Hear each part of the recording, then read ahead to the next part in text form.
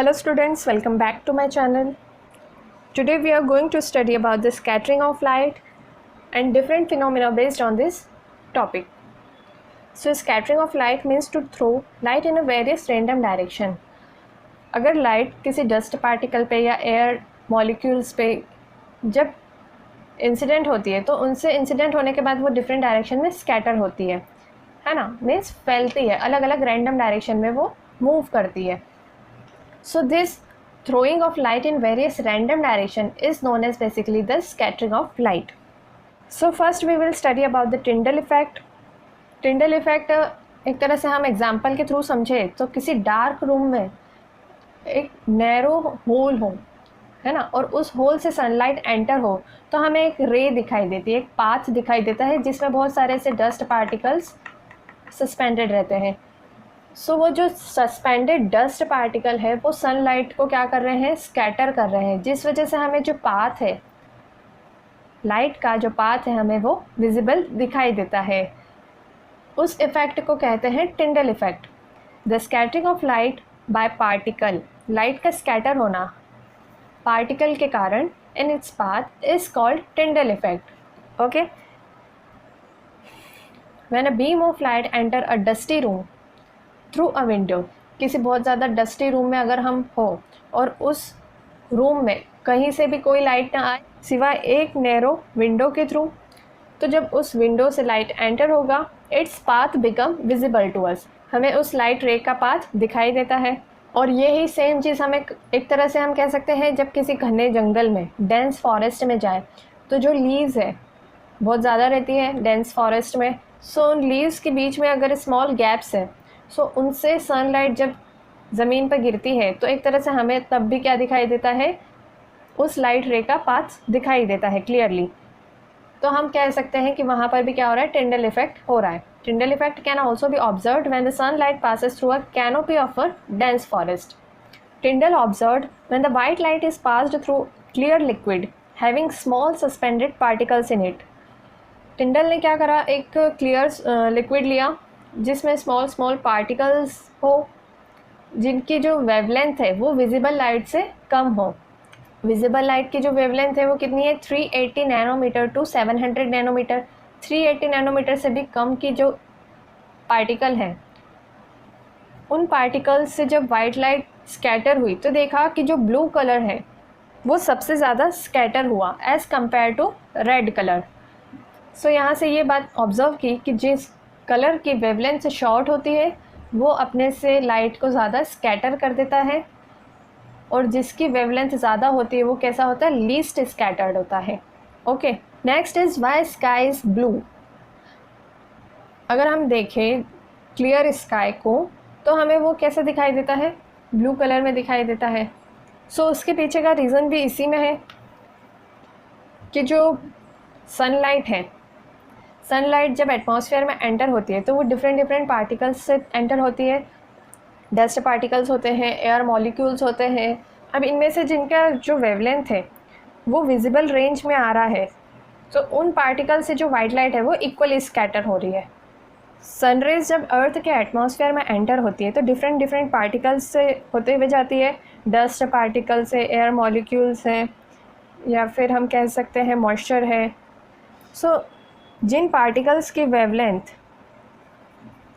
380 nanometre to 700 nanometre की range से भी बिलो होती है वो पार्टिकल्स होते हैं एयर मॉलिक्यूल्स. जो गैसेस प्रेजेंट होती है, that is nitrogen, oxygen, different gases होती है, वो इन एयर मॉलिक्यूल्स में प्रेजेंट होती है. तो उनसे जो है ब्लू लाइट स्कैटर होता है, क्योंकि अभी हमने देखा जिन पार्टिकल्स की वेवलेंथ 380 नैनोमीटर से भी बिलो होती है वो क्या होते हैं, शॉर्टर वेवलेंथ वाली लाइट को ज़्यादा स्कैटर करते हैं.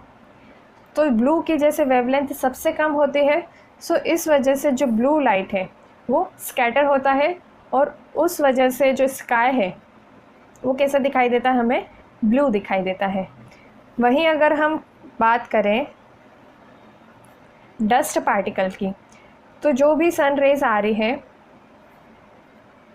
रेड, ग्रीन और ब्लू, जब ये एंटर होती है डस्ट पार्टिकल से जिनकी वेवलेंथ इस रेंज के बीच में ही रहती है, 380 टू 700 नैनोमीटर। सो अपने से ये जो लाइट स्कैटर करते हैं वो तीनों इक्वली करते हैं,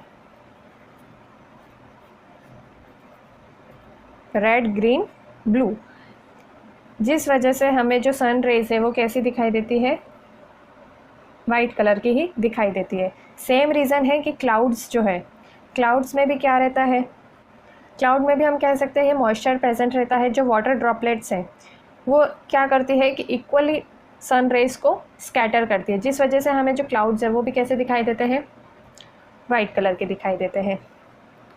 अब एक क्वेश्चन ये भी बन सकता है कि जब हम अर्थ के एटमॉस्फेयर से बाहर जा रहे हैं तो हमें जो स्काई है वो कैसे दिखाई देता है, डार्क दिखाई देता है। ऐसा क्यों? तो उसका रीज़न है बिकॉज वहाँ पर एटमॉस्फेयर प्रेजेंट नहीं है। अब एटमॉस्फेयर प्रेजेंट नहीं है तो सनलाइट स्कैटर नहीं हो पाती और हमारी आंखों तक कोई भी स्कैटर्ड लाइट नहीं पहुँच पाती, जिस वजह से हमें जो स्काई है वो ब्लैक दिखाई देता है, डार्क दिखाई देता है। और एक और क्वेश्चन बन सकता है कि why the danger signals are always red in colour. इसका रीज़न है कि जो रेड कलर है वो लीस्ट स्कैटर्ड होता है। लीस्ट स्कैटर होता है तो वो क्या करता है, बिना स्कैटर हुए लॉन्गर डिस्टेंस ट्रैवल कर सकता है। लेकिन जो ब्लू कलर है वो थोड़ी डिस्टेंस के बाद क्या हो जाता है, फैल जाता है।